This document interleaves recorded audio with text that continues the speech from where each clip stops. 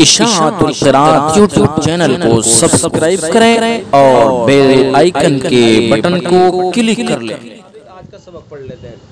تو آپ کی اسکرین پر مد کا بیان، ٹھیک ہے۔ تو سب سے پہلے مد کس کو کہتے ہیں؟ مد بتلایا گیا ہے کہ مد کس کو کہتے ہیں، ٹھیک ہے۔ مد کا بیان، مد کے معنی لغت میں کھینچنا، لمبا کرنا، یہ مد کے معنی ہے۔ مد کے معنی لغت میں کھینچنا، لمبا کرنا۔ اصطلاحی معنی حرف مد یا حرف لین میں آواز کو کھینچنا، یہ اصطلاحی معنی ہے۔ دیکھیں مد کے معنی کسی بھی چیز کو کھینچیں گے تو اس کو مد کہیں گے، ٹھیک ہے۔ لغوی معنی ڈکشنری میں جو معنی آتے ہیں مد کے، وہ لمبا کرنا، کھینچنا کرنا، یہ کھینچنا، یہ لغت میں ڈکشنری میں اس کے مد کے معنی آتے ہیں، ٹھیک ہے۔ اور اصطلاحی معنی یعنی تجوید کی اصطلاح میں مد کس کو کہتے ہیں، یہ ہمارے کام کی چیز ہے۔ حرف مد یا حرف لین میں آواز کو کھینچنا، حرف مد یا حرف لین میں آواز کو کھینچنا۔ ویسے آگے اس کے اندر ہے، لیکن میں آپ سے پوچھتا ہوں حرف مد کتنے ہیں، بتائیے۔ 3 جانتے ہیں نا آپ حرف مد کو؟ 3 حرف مد ہیں۔ کون کون سے ہیں 3 حرف مد؟ الف واو یا۔ جی، الف واو جبکہ اس سے پہلے پیش ہو، یا ساکن جبکہ اس سے پہلے زیر ہو۔ اور حرف لین کتنے ہیں؟ 2 حرف لین 2 ہیں، واو اور یا، جبکہ ان ساکن اور ان سے پہلے زبر ہو۔ تو اصطلاحی معنی حرف مد یا حرف لین میں آواز کو کھینچنا، یہ مد کہلاتا ہے، ٹھیک ہے۔ حرف مدہ 3 ہے، وہی جو بھی ابھی آپ نے بتلایا اسی کو بیان کر دیا گیا، یہاں پر ریپیٹ کر دیا گیا۔ حرف مدہ 3 ہے۔ الف یہ ہمیشہ مدہ ہوتا ہے اور اس سے پہلے ہمیشہ زبر ہوتا ہے۔ یہ الف اور حمزہ کے فرق میں آپ تفصیل سے پڑھ چکے ہیں، بس یہاں تو جو جتنی ضرورت ہے اس کو بیان کیا گیا کہ الف یہ ہمیشہ مدہ ہوتا ہے اور اس سے پہلے ہمیشہ زبر ہوتا ہے۔ نمبر 2 واو ساکن جبکہ اس سے پہلے پیش ہو، جیسے جو عین کا واو، جو عین واو ساکن اور اس سے پہلے جیم کے اوپر پیش ہے، تو دوسرا ہے واو مدہ۔ نمبر 3 یا ساکن جبکہ اس سے پہلے زیر ہو، جیسے نستعین کیا، یا ساکن اور اس سے پہلے عین کے نیچے زیر، تو یہ حرف مدہ ہے۔ الف واو ساکن جبکہ اس سے پہلے پیش ہو، یا ساکن جبکہ اس سے پہلے زیر ہو، یہ حروف مدہ کہلاتے ہیں۔ کھڑا زبر الف کے کھڑا زیر یا مدہ کے الٹا پیش واو مدہ کے قائم مقام ہوتا ہے، یہ بھی آپ کو یاد رکھنا ہے۔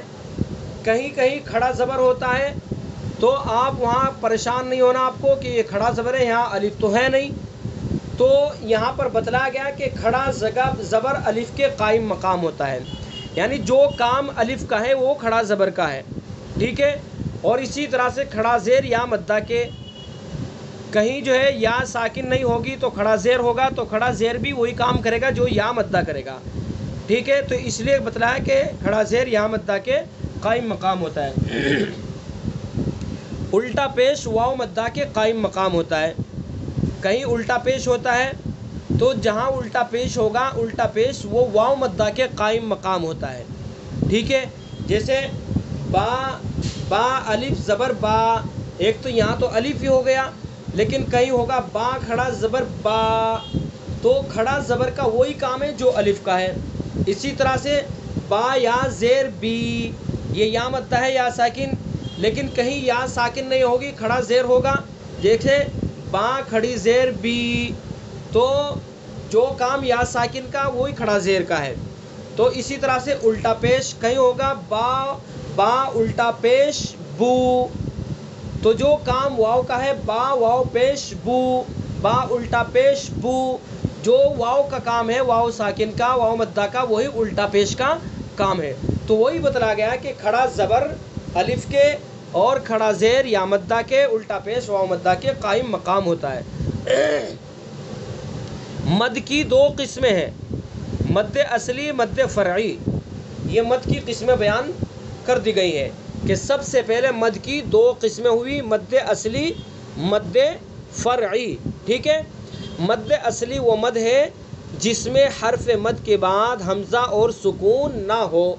ٹھیک ہے، حرف مد کے بعد حمزہ سکون نہ ہو تو وہ مد اصلی کہلاتا ہے. جیسے مثال دی ہے نوحیہا، تینوں حروف مدہ کی مثال دے دی گئی اس کے اندر. نوحیہا، واو حرف مدہ ہے، واو حرف مدہ کے بعد نہ حمزہ ہے نہ سکون ہے. ٹھیک ہے، اسی طرح سے حی، یا حرف مدہ ہے، حیہا، اور یا حرف مدہ کے بعد نہ حمزہ ہے نہ سکون ہے. ہا، ہاں میں الف حرف مدہ ہے، الف حرف مدہ کے بعد نہ حمزہ ہے نہ سکون ہے. تو مد اصلی کا قاعدہ یہ ہوا کہ حرف مدہ کے بعد حمزہ اور سکون نہ ہو وہ مد اصلی کہلائے گا. ٹھیک ہے، اور دوسرا ہے مد فرعی. مد فرعی وہ مد ہے جس میں حرف مد کے بعد حمزہ یا سکون ہو، یہ اس کا الٹا ہے. جس میں حرف مد کے بعد حمزہ یا سکون ہو وہ مد فرعی کہلاتا ہے. اچھا، اب آگے مد فرعی کی بھی تقسیم ہو گئی ہے. شروع میں مد کی دو قسمیں ہوئی، مد اصلی، مد فرعی. مد اصلی وہ مد جس میں حرف مد کے بعد حمزہ اور سکون نہ ہو، اور مد فرعی وہ مد ہے جس میں حرف مد کے بعد حمزہ یا سکون ہو. مد فرعی کی 4 قسمیں ہیں. کتنی قسمیں؟ 4. نمبر 1 مد متصل، مد منفصل، مد عارض وقفی، مد لازم. یہ 4 قسمیں ہیں مد فرعی کی. زوم کر کے دیکھ لیجئے. مد متصل، دوسرا ہے مد منفصل، تیسرا ہے مد عارض وقفی، چوتھا ہے مد لازم. یہ 4 قسمیں ہیں مد فرعی کی. ٹھیک ہے، مد متصل وہ مد ہے جس میں حرف مد کے بعد حمزہ اسی لفظ میں ہو. جیسے جاء، دیکھیں حرف مد ہے الف، اور حرف مد کے بعد حمزہ ہے اور ایک ہی لفظ ہے. جاء پورا ایک لفظ ہے، اسی لفظ میں حرف مد ہے اور اسی لفظ میں حمزہ ہے. تو مد متصل کا قاعدہ ہوا کہ حرف مد کے بعد حمزہ اسی لفظ میں ہو. جیسے جاء ایک لفظ ہے، حرف مد الف اور اس کے بعد حمزہ اسی لفظ میں. جیء حرف مد یا اور اس کے بعد اسی لفظ میں حمزہ. ٹھیک ہے، سوء حرف مد واو اور اس کے بعد حمزہ اسی لفظ میں. تو یہ ہوا مد متصل کہ جس میں حرف مد کے بعد حمزہ اسی لفظ میں ہو، یعنی حرف مد اور حمزہ ایک ہی لفظ میں ہو، پورا ایک لفظ ہو تو مد متصل کہلائے گا. ٹھیک ہے، بات سمجھ میں آ گئی. اچھا، دوسرا ہے مد منفصل. مد منفصل وہ مد ہے جس میں حرف مد کے بعد حمزہ دوسرے لفظ میں ہو. بس تھوڑی سی توجہ دینے کی ضرورت ہے.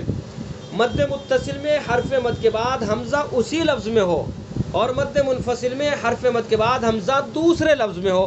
بس اتنا فرق ہے.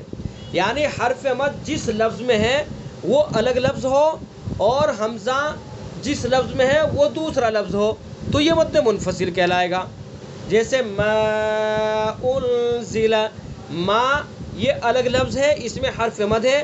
انزل الگ لفظ ہے، اس میں حمزہ ہے.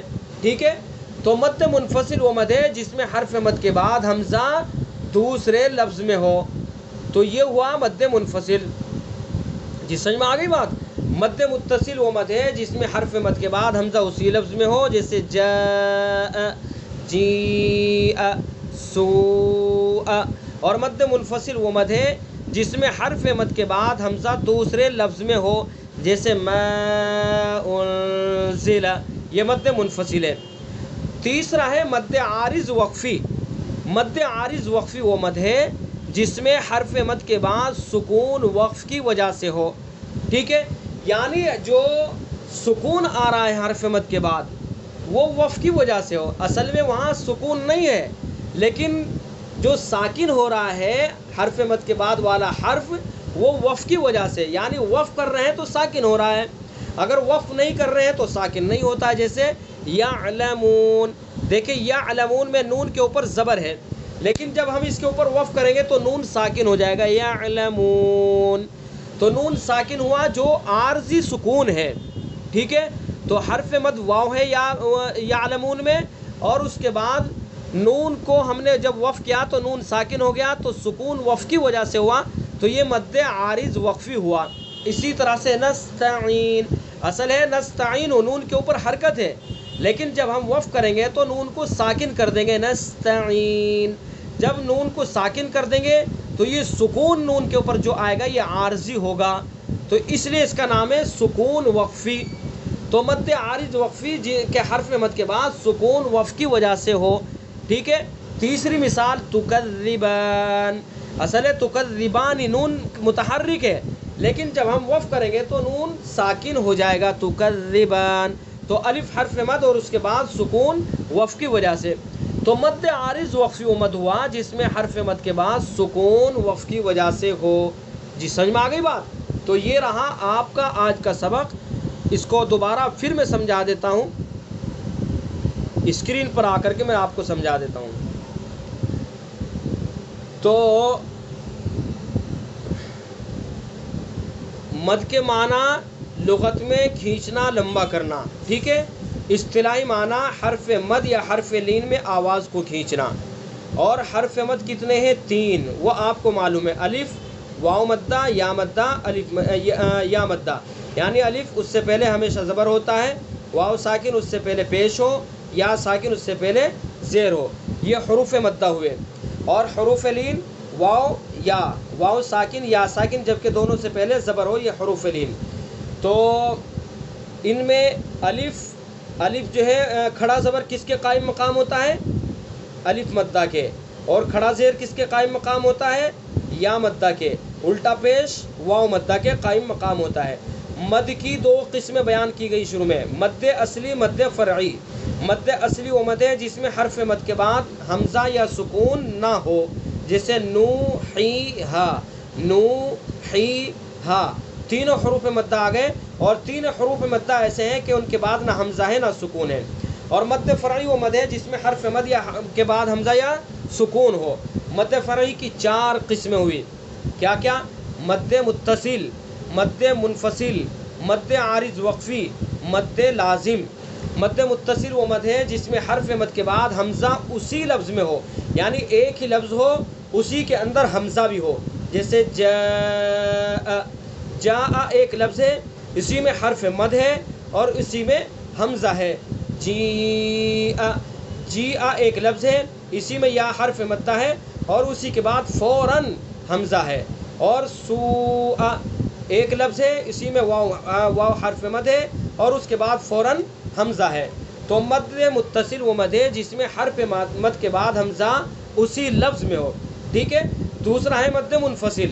مد منفصل وہ مد ہے جس میں حرف مد کے بعد حمزہ دوسرے لفظ میں ہو، یعنی حرف مد الگ لفظ میں ہو اور حمزہ دوسرے لفظ میں ہو۔ یہ 2 لفظ الگ الگ ہو گئے، حرف مد اس میں ہوا اور حمزہ اس میں ہوا، جیسے ما انزل، ما یہ ہو گیا، انزل حمزہ اس میں آ گیا، ٹھیک ہے۔ تو ما اس میں حرف مد الف ہو گیا، انزل اس میں حمزہ ہو گئی۔ تو مد منفصل وہ مد ہے جس میں حرف مد کے بعد حمزہ دوسرے لفظ میں۔ اب پورے قرآن پاک کے اندر کہیں بھی ایسا لفظ آئے جیسے انا اعطینا، یہاں بھی مد منفصل ہوگا، چونکہ انا الگ لفظ ہے اس میں حرف مد ہے اور اعطینا الگ لفظ ہے اس میں حمزہ ہے۔ تو مد منفصل وہ مد ہے جس میں حرف مد کے بعد حمزہ دوسرے لفظ میں ہو۔ تیسرا ہے مد عارض وقفی۔ مد عارض وقفی جس میں حرف مد کے بعد سکون وقف کی وجہ سے ہو، سکون جو آ رہا ہو وہ وقف کی وجہ سے ہو، اصل میں وہاں سکون نہ ہو لیکن ہم نے وقف کر دیا، وقف کی وجہ سے وہاں سکون آ گیا، وہ حرف ساکن ہو گیا۔ تو وہ بتلایا گیا ہے کہ حرف مد کے بعد سکون ہو وہ وقف کی وجہ سے ہو، تو چونکہ یہ عارضی ہے تو اس لیے اس کا نام مد عارض وقفی ہوا۔ جیسے یعلمون، الحمدللہ رب العالمین، عالمین نون کے اوپر زبر ہے عالمین، لیکن ہم نے وقف کیا، آیت لگائی، ٹھہرے تو نون کو ساکن کر دیا عالمین، تو میم یا نون کو ساکن کیا، یا اس میں حرف مدہ، یا حرف مدہ کے بعد نون کے اوپر سکون وقف کی وجہ سے، تو اس لیے اس کے اندر مد عارض وقفی۔ تو مد عارض وقفی کا قاعدہ ہوا کہ جس میں حرف مد کے بعد سکون وقف کی وجہ سے ہو۔ اور چوتھا ہے مد لازم۔ مد لازم کی چونکہ آگے قسمیں ہیں تو اس لیے مد لازم کو اور اس کی قسم کو اگلے سبق کے اندر پڑھیں گے۔ یہ رہا آج کا سبق، آپ اس کو اچھی طرح سے یاد کر لینا، سمجھ لینا، اور قرآن پاک جب تلاوت کریں تو ان تمام قواعد کے مطابق آپ کو قرآن پاک کی تلاوت کرنی ہے۔ تو آج کے اس سبق کو آپ یاد کر لینا۔ تو ٹھیک ہے، آج کی کلاس یہیں پر موقوف کرتے ہیں۔ السلام علیکم ورحمۃ اللہ وبرکاتہ۔ اشاعت القراءت یوٹیوب چینل کو سبسکرائب کریں اور بیل آئیکن کے بٹن کو کلک کر لیں۔